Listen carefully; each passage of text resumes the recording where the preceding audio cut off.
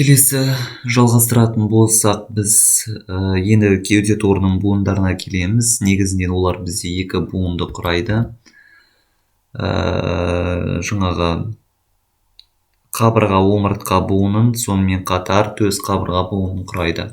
Соның ішінде қабырға омыртқа буынына тоқталамыз. Қабырға омыртқа буыны бізде омыртқа, яғни қабырға бізде омыртқамен екі буын түзе байланысатын болып саналады. Біріншісі қабырға басының буыны, артикуляция капитис коста деп аталады.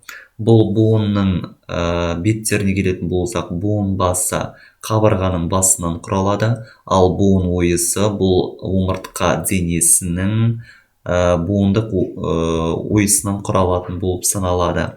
Екінші, оныншы қабырғалардың біздегі қабырға басының сыртқы пішіні конус тәріздес болып келеді. Және де буын ойысының беті бізде омыртқалардың бүйір қапталында орналасқан жартылай ойыстан құралатын болып саналады. Бұл ережеге бірінші, 11-ші, 12-ші омыртқалардың буын ойықтары кірмейтін болып саналады. Себебі олар жаңағы жартылай шұқыршақ емес, толық шұқыршақ құрап байланысатындығын омыртқаларды өткенде айтылып кетілген. Және де буын беттері гиалинді шеміршекпен көмкерілген болып саналады. Буын қапшығы буын беттерінің жиектеріне барып байланысқан болып саналады.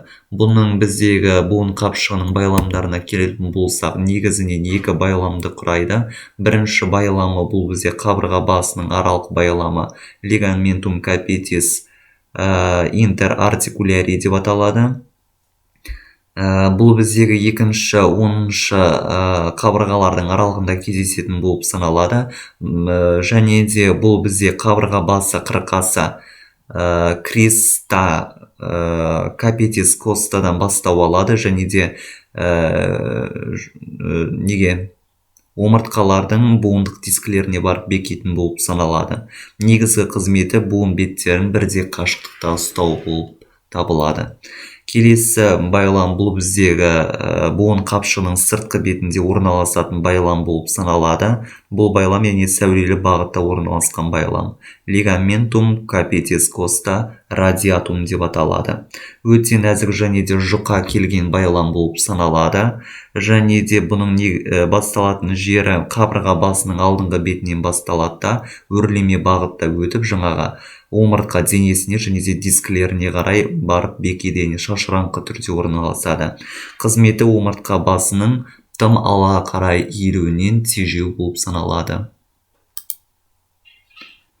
Келесі біздің қарастыратынымыз қабырға көлденең буыны артикуляция коста трансверсария деп аталады. Буын беттеріне келетін болсақ, буын басы қабырғаның төмпешігі туберкулум костадан құралады, ал буын ойысы кеуде омыртқаларының көлденең өсінділерінің ойығынан фовия касталис процессус трансверсустан құралады. Және де бұл буындасудың түрі бірінші, 10-шы қабырғалар мен омыртқалардың аралығында жүретін болып саналады. 11-ші және 12-ші қабырғаларға бұл буындасу түрі тән емес. Және де буын беттері гиалинмен көмкерілген болып саналады. Буынның қапшықтары буын беттерінің жиектеріне тартылып орналасқан.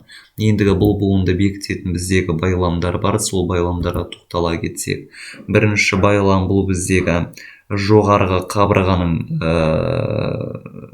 көлденең байламы лигаментум коста трансверсариум супериус деп аталады. Мына байлам. Бұл байлам омыртқаның көлденең өсіндісінен бастау алады негізінен. Және де дәл осы қабырғаның мойындағы жаңа қырқасына кристоколи костаға барып бекитін болып саналады. Одан кейінгі байлам біздегі латеральды қабырға көлденең байламы деп аталады. Лигаментум коста трансверсариум латерали деп аталады. Бұл біздегі кеуде омыртқаларының көлденең өсіндісімен дәл осы қабырғаның сыртқы бетінің аралығында орналасатын байлам болып саналады.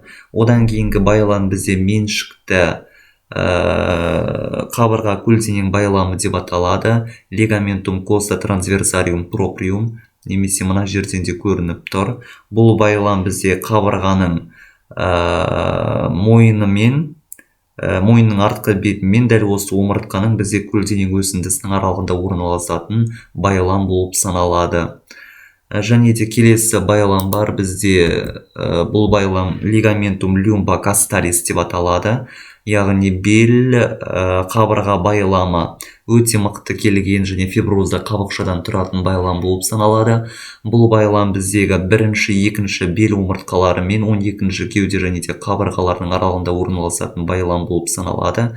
Негізгі қызметі мына жерде бізде іштің көлденең бұлшық еті жүреді. Дәл соның шандырын және де апоневрозын құраушы қызметті атқарады, және де 12-ші қабырғаны мықтау қызметін атқарады.